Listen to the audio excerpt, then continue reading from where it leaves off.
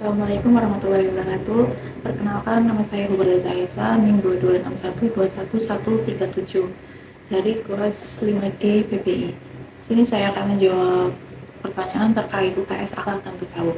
Itu soal yang pertama, bagaimana cara membuktikan secara ilmiah bahwa Al-Quran dan hadis ini adalah benar sehingga dijadikan standarisasi akhlak. Yaitu kita bisa membuktikannya dapat dilihat dari kesesuaian Al-Quran dan hadis dengan prinsip-prinsip ilmu pengetahuan modern serta relevansi moral yang terus berlaku sepanjang zaman.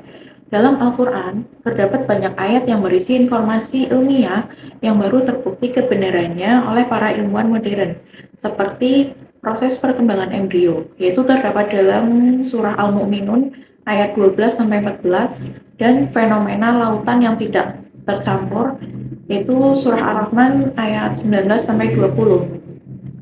Fakta-fakta ilmiah ini menunjukkan bahwa Al-Quran bukan sekedar kitab spiritual, tetapi juga sumber ilmu pengetahuan yang mendahului penemuan ilmiah.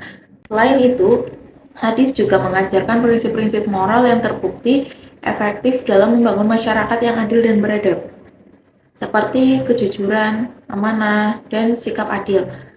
Dan dengan bukti ilmiah dan moral yang terkandung dalam Al-Quran dan hadis, keduanya ini layak dijadikan standar akhlak yang mengatur kehidupan manusia, baik dari segi spiritual maupun sosial.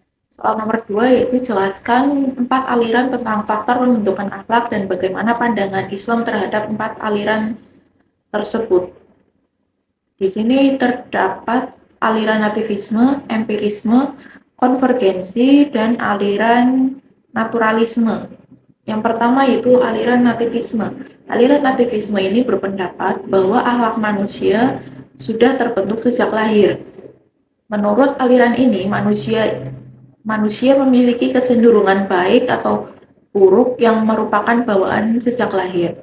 Selanjutnya, aliran empirisme, yaitu beranggapan bahwa akhlak terbentuk sepenuhnya dari pengalaman dan pengaruh lingkungan.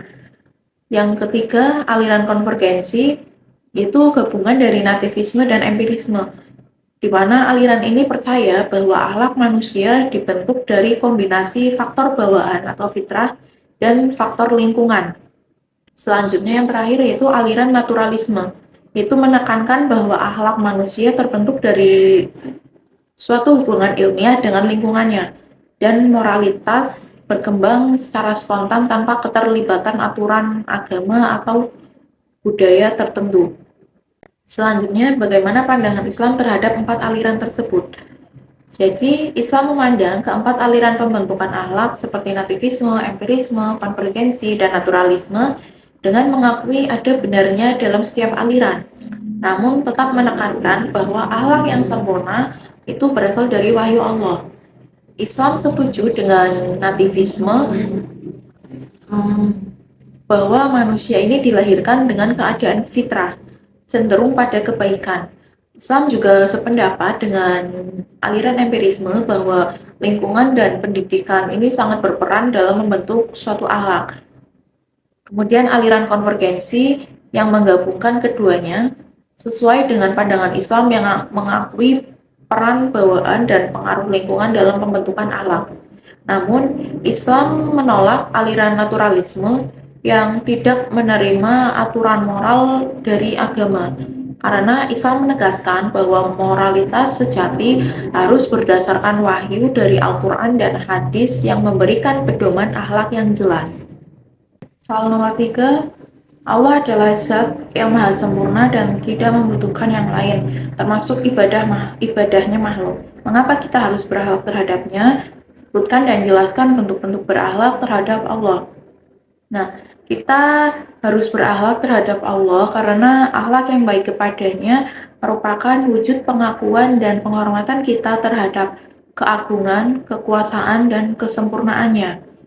Nah, meskipun Allah ini tidak membutuhkan ibadah dan akhlak kita, namun berakhlak yang baik kepadanya ini mencerminkan iman, cinta, dan rasa syukur kita atas segala nikmat dan karunia yang telah diberikan kepada kita. Nah, berakhlak kepada Allah ini meliputi tawakal, yaitu menyerahkan segala urusan kepada Allah setelah kita berusaha. Yang kedua ada syukur, yaitu berterima kasih atas segala karunia yang telah diberikan. Yang ketiga ada ikhlas, yaitu melakukan segala perbuatan hanya karena Allah tanpa mengharap imbalan duniawi. Yang keempat ada taubat, yaitu mengakui kesalahan dan kembali kepada Allah setelah melakukan perbuatan dosa. Yang keempat ada takwa, yaitu melaksanakan perintah dan menjauhi larangannya dengan penuh kesadaran. Soal nomor 4 yaitu mengapa Rasulullah diutus hanya untuk menyempurnakan akhlak, bukan ilmu, sebagaimana hadis yang berbunyi, innamal bu'itsu liutamimma makarimul akhlak. Yang artinya sesungguhnya aku diutus hanya untuk menyempurnakan akhlak yang mulia. Terus bukankah ilmu sangat penting dalam kehidupan umat manusia, khususnya umat Islam? Jadi jawabannya, Rasulullah ini diutus untuk menyempurnakan akhlak karena akhlak yang baik adalah inti dari kehidupan yang bermartabat dan harmonis. Ilmu ini memang penting, namun tanpa akhlak ilmu bisa juga disalahgunakan. Misalkan dalam ilmu agama, pengetahuan agama yang tidak dipraktikkan dengan akhlak yang baik bisa menimbulkan suatu fanatisme, intoleransi, ataupun juga pemahaman yang menyimpang dari ajaran sebelumnya. Nah, akhlak yang mulia akan membimbing manusia dalam menggunakan ilmu dengan bijak dan bertanggung jawab.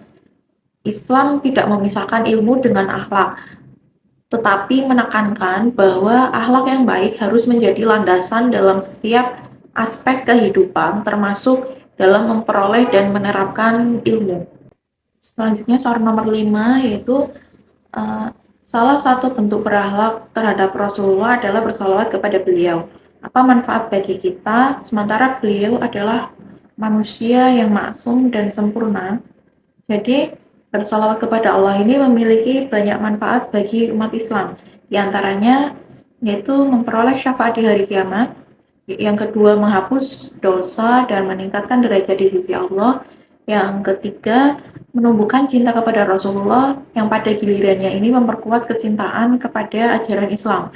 Nah, yang keempat mempererat hubungan spiritual dengan Rasulullah sebagai utusan Allah yang menjadi teladan sempurna bagi umat manusia. Nah, meskipun Rasulullah ini adalah manusia yang maksum, salawat yang kita panjatkan ini merupakan suatu bentuk penghormatan dan cinta kita kepada beliau, sekaligus sebagai doa untuk kebaikan diri kita sendiri.